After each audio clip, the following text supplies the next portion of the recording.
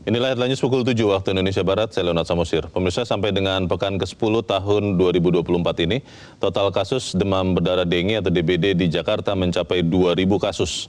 Kepala Dinas Kesehatan Jakarta mengatakan kelompok anak sekolah menjadi yang terbesar sebagai penderita demam berdarah di DKI Jakarta. Penyakit demam berdarah dengue atau DBD di DKI Jakarta harus diwaspadai dari bulan Maret hingga bulan Mei 2024. Prediksi ini diketahui dari kanal iklim Badan Meteorologi, Klimatologi, dan Geofisika atau BMKG. Menurut Dinkes DKI, DBD iklim dibuat sebagai program peringatan dini penyakit DBD berbasis iklim. Hal itu dinilai penting sebab peringatan didasari prediksi cuaca dan kelembaban di Jakarta yang menjadi indikator menentukan perkembangan nyamuk penyebab DBD.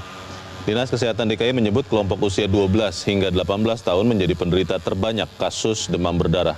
Diikuti kelompok usia anak-anak berusia 1 sampai 4 tahun.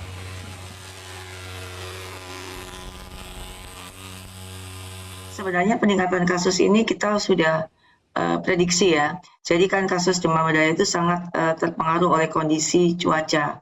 Jadi kelembaban udara yang tinggi, curah hujan yang tinggi, itu kemudian menjadi media yang sangat bagus untuk perkembangan nyamuk Aedes aegypti sebagai vektor dari penyakit demam berdarah gitu. Mungkin sebagai informasi, kami punya program untuk kewaspadaan dini, kewaspadaan dini dan respon terhadap penyakit DBD itu yaitu DBD Klim. DBD Klim ini untuk memprediksi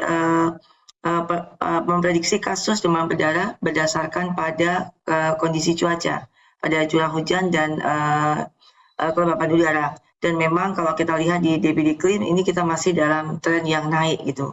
Diperkirakan mungkin nanti sampai dengan Mei baru akan mulai turun kasusnya.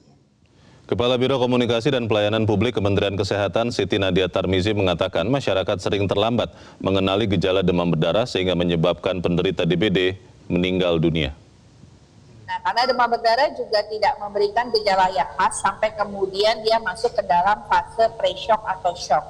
Kita tahu demam 3 hari yang tidak turun-turun, seringkali di hari keempat kelima seolah-olah anak membaik ya, karena kemudian permukaan tubuhnya terasa dingin, tangan kaki, ujung-ujung tangan kaki terasa dingin, padahal sebenarnya itu sudah merupakan fase pre-shock ya. Jadi anak itu sudah mulai terjadi gangguan daripada sirkulasi darahnya.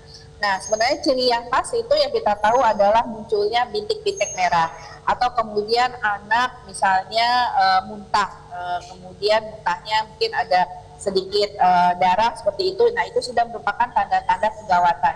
Jadi karena kita terlambat mengenali gejala demam berdarah ini yang seringkali membuat kematian terjadi, dan terutama tadi kita perkirakan bahwa hari keempat kelima karena sudah merasa dingin, anak-anak sudah mulai lari-lari, bermain-main, padahal sebenarnya itu sudah bisa jadi tanda-tanda. Jelajahi cara baru mendapatkan informasi. Download Metro TV Extend sekarang.